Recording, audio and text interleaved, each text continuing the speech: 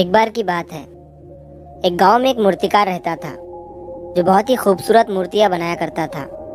मूर्तियां बेचकर वो अच्छे खासे पैसे कमाता और इसी से अपना घर चलाया करता था।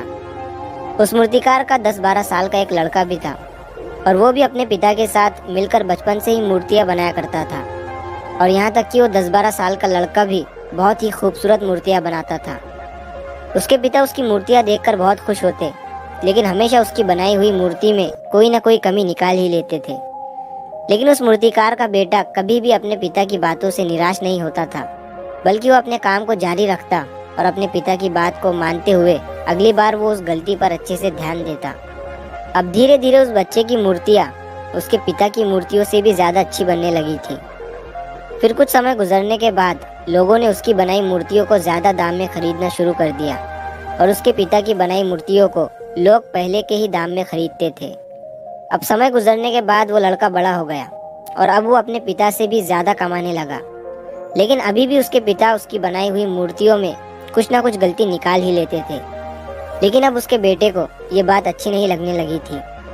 तो एक दिन जब उसके पिता उसकी बनाई हुई मूर्ति में उसे गलती बता रहे थे, तभी लड़के ने गुस्से में अपने पिता से कहा कि आप मेरी बनाई हुई मूर्तियों में कमियां निकालते हैं, जैसे कि आप मुझसे भी अच्छे मूर्तिकार हैं।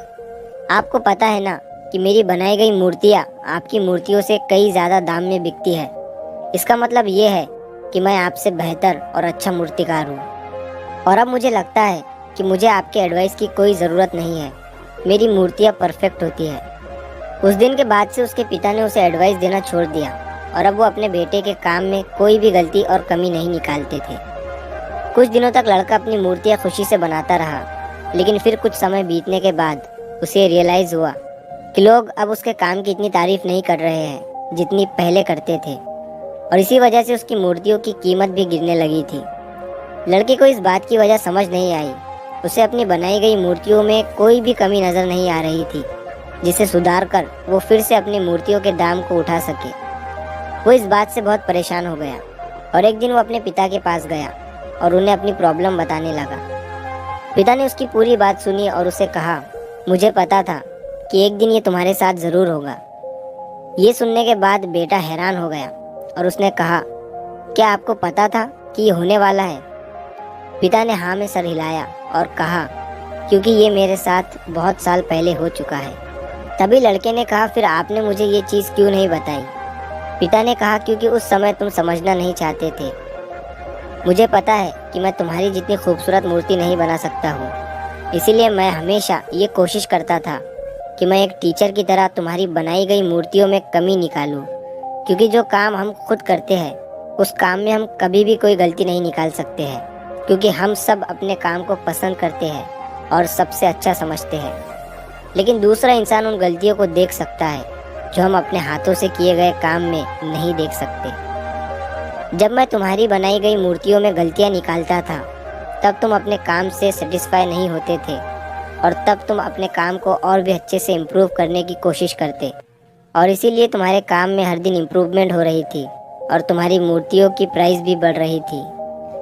और जब तुम अपने काम से सेटिस्फाई होने लगे और ये सोचने लगे कि तुमने जो मूर्ति बनाई है वो बिल्कुल परफेक्ट है और उसमें कोई भी गलती नहीं है, तभी तुम्हारी ग्रोथ रुक सी गई। लोग हमेशा तुमसे अच्छी मूर्तियों की एक्सपेक्टेशन रखते थे, और जब तुम उनके एक्सपेक्टेशन पर खरे नहीं उतरे, तब से उन्होंने तुम्हारी मूर्तियों में इंटरेस्ट लेना छोड़ दिया और इसी वजह से तुम्हारी मूर्तियों के दाम कम होने लगे और आज तुम इस सिचुएशन में पहुंच चुके हो।